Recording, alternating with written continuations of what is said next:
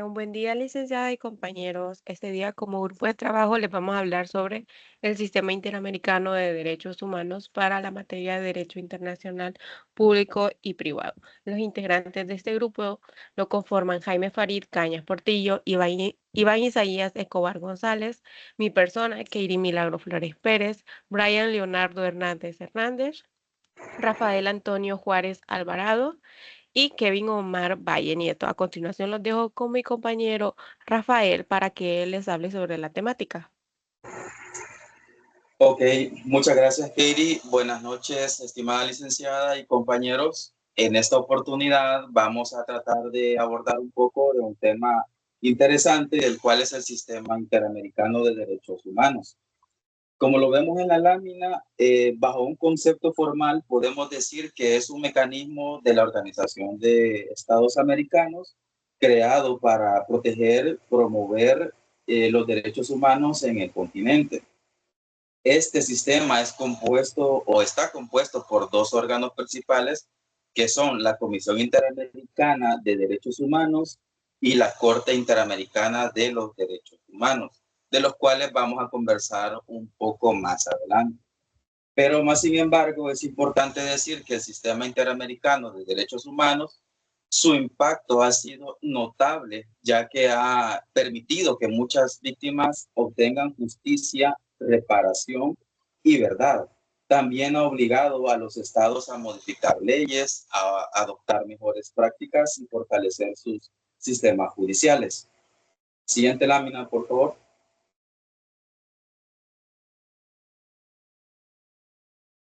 Gracias. Como les había mencionado con antelación, este sistema está compuesto por dos órganos y como número uno podemos mencionar o hablar de la Comisión Interamericana de los Derechos Humanos, o conocida también por su sigla CIDH. Esta fue creada allá por 1959 con sede en Washington, D.C. y es un órgano de la Organización de Estados Americanos que recibe y analiza denuncias de violaciones de derechos humanos, investiga, verifica casos y emite recomendaciones a los Estados miembros. Es decir, como lo vemos en la lámina, pues dice que supervisa derechos humanos, recibe peticiones y publica informes y emite medidas cautelares. Por otra parte, tenemos a la Corte Interamericana de Derechos Humanos. La Corte Interamericana es un tribunal que interpreta y aplica la Convención Americana sobre Derechos Humanos. La Corte tiene la autoridad para permitir o para emitir, mejor dicho, sentencias vinculantes en casos de violaciones de derechos humanos. Está funcionando desde el año 1979 y la sede se encuentra en San José, Costa Rica. Es decir, juzga violaciones de derechos humanos en estados que reconocen su competencia. Y es importante recalcar que solo la CIDH y estados parte pueden presentar casos, como por ejemplo les menciono países Argentina, Brasil, Colombia, Costa Rica, México, Honduras, El Salvador, entre otros. Estos estados parte se han comprometido a respetar y garantizar los derechos humanos establecidos en la Convención Americana sobre Derechos Humanos y están sujetos a la jurisdicción de la Corte Interamericana de los Derechos Humanos. La otra diapositiva, por favor. Bien, en el Sistema Interamericano de Derechos Humanos, como lo podemos ver en esta lámina, cuenta con instrumentos internacionales que protegen los derechos humanos. Y nos podemos preguntar cuáles son. Tenemos ahí a la vista la Declaración Americana de los Derechos y Deberes del Hombre, la Convención Americana sobre Derechos Humanos o Pacto de San José. Este Pacto de San José, como ya muchos de los que estamos acá sabemos de lo que trata o qué es lo que es, pero vamos a tratar de resumir un poco más. Este es un tratado internacional que establece los derechos humanos fundamentales que deben ser respetados y protegidos en el continente americano. Tiene como objetivo el objetivo principal de este es proteger y promover los derechos humanos en el continente americano. Establece una serie de derechos y libertades fundamentales, tales como civiles y políticas. Podemos mencionar la libertad de expresión, la libertad de asociación, el derecho a la vida, el derecho a la integridad personal, entre otros. Y también tenemos la Convención Interamericana para prevenir y sancionar la tortura. En este caso, tenemos la Carta Democrática Interamericana. ¿Y qué es la Carta Democrática Interamericana? Pues es un instrumento político y jurídico adoptado por la Organización de Estados Americanos, esto allá por el año 2001. La Carta Democrática Interamericana se basa en varios principios y estos principios son importantes, incluyendo la democracia representativa, la participación ciudadana, la transparencia y la rendición de cuentas. Y establece varios mecanismos para promover y defender la democracia, incluyendo la cooperación y el diálogo, la observación electoral, la acción colectiva. Y para cerrar mi intervención y ya un poco ya darle paso a mi compañera Katie, les menciono que este último instrumento, que es la carta, es importante para promover y defender la democracia en el continente americano. ¿Por qué? Porque ha sido utilizada en varias ocasiones para votar crisis políticas y promover la estabilidad democrática en la región.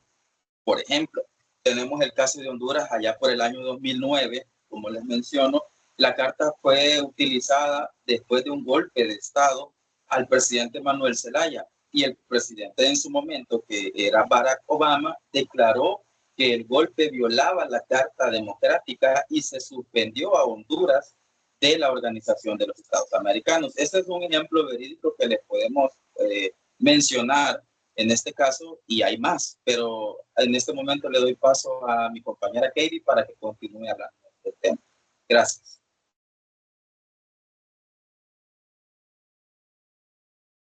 Muchas gracias, compañero. Si me ayudan pasando la lámina. Gracias. Así como mencionó el compañero, estos instrumentos internacionales no solo establecen los derechos y obligaciones de los estados, sino que también crean los mecanismos para hacerlos exigibles. Gracias a ello se ha diseñado un procedimiento que permite a cualquier persona poder acceder a estos mismos. Para analizar el procedimiento lo hemos organizado en tres aspectos claves que sean de forma sencilla de comprender utilizando el caso Manuela y otros versus El Salvador como ejemplo práctico para ilustrar cómo funciona en la realidad. Contextualizando, Manuel era una mujer salvadoreña de escasos recursos que en el año 2008 sufrió una emergencia obstétrica, fue acusada de homicidio agravado por supuestamente causarse este aborto y condenada a 30 años de prisión sin las debidas garantías procesales. Lastimosamente, ella muere 2 años después por un cáncer linfático que no fue tratado adecuadamente y fue que su familia llevó el caso a la comisión. La base normativa para este procedimiento es la Convención Americana sobre Derechos Humanos, conocido como el Pacto de San José, como dijo el compañero. Desde sus artículos 44 al 51 nos dice el procedimiento que se hace ante la Comisión y del 61 al 69 el procedimiento que se hace ante la Corte. Iniciamos con una petición individual, como vemos en pantalla. Cualquier persona o grupo de personas, como la familia de Manuela, o entidad puede presentar una denuncia, que es la petición que se hace ante la comisión. Entonces, ¿qué se exige para esta petición? Que haya un agotamiento de recursos internos, salvo que sean ineficaces en el país o no exista un debido proceso, como lo dice el artículo 46 de la Convención. La comisión va a hacer una admisibilidad de fondo, es decir, va a ver que haya requisitos, se cumplan los requisitos tanto formales y procedimentales, y si se admite, va a haber un examen de fondo del caso. Es decir, va a examinar que verdaderamente hay una violación de derechos protegidos por la convención y va a proponer una solución amistosa entre la víctima y el Estado. Y si el Estado no hace cumple esto, emite un informe de fondo la comisión con las conclusiones y recomendaciones al Estado para reparar la violación, si es que no se llega a un acuerdo. Vemos que el Estado no cumple las recomendaciones, entonces puede someter el caso la comisión a la Corte y solo los Estados parte y la comisión pueden hacerlo, como mencionó mi compañero, y se hace un juicio ante la Corte. Es decir, perdón, la Corte analiza la competencia de admisibilidad, desarrolla audiencias públicas, la recibe pruebas y argumentos de las partes, emite una sentencia que sea vinculante de fondo de reparaciones y costas y la sentencia de cumplimiento obligatorio para el Estado que está siendo condenado. ¿Qué violaciones determinó la Corte contra El Salvador en el caso de Manuela? Que hay una violación al derecho a la vida y a la salud de ella, derecho a la libertad personal y a la presunción de inocencia por su detención y la condena que le dieron sin el debido proceso, y una violación a la protección judicial y las garantías judiciales. ¿Y a qué condenó la Corte de El Salvador? A reparar integralmente a la familia de Manuela con una indemnización y atención psicológica, investigar los funcionarios que fueron responsables de no llevar este proceso adecuadamente con las garantías que se ha sometido El Salvador en la Convención y adecuar políticas públicas para evitar la criminalización en las mujeres por emergencias obstétricas y que el caso de Manuela no se vuelva a repetir. Si le damos a la siguiente diapositiva, vemos el impacto. Esto nos lleva a que para nosotros es muy importante destacar que el impacto del sistema interamericano de derechos humanos es un pilar esencial para garantizar la protección efectiva de los derechos fundamentales, como cuando los propios estados no lo respetan, a través de que una supervisión constante, el análisis de peticiones individuales y las publicaciones de informes temáticas y por país. Este sistema viene a dar una visibilización a casos de injusticia y fomenta los cambios estructurales en la región, como el ejemplo es de Uruguay, que en el año 2011, cuando se dio Hellman versus Uruguay, después de la sentencia de la Corte, Uruguay aprobó la ley número 18.831, que declaró imprescriptibles los crímenes de lesa humanidad cometidos durante la dictadura, que se dio entre los años 1973 a 1985, revocando amnistías previas y creó una comisión especial para las personas que fueron desaparecidas y protocolos técnicos para la búsqueda e identificación de víctimas. Y eso nos lleva a los mismos desafíos que tiene este impacto del sistema, los desafíos actuales que tiene que hay una falta de cumplimiento de las decisiones.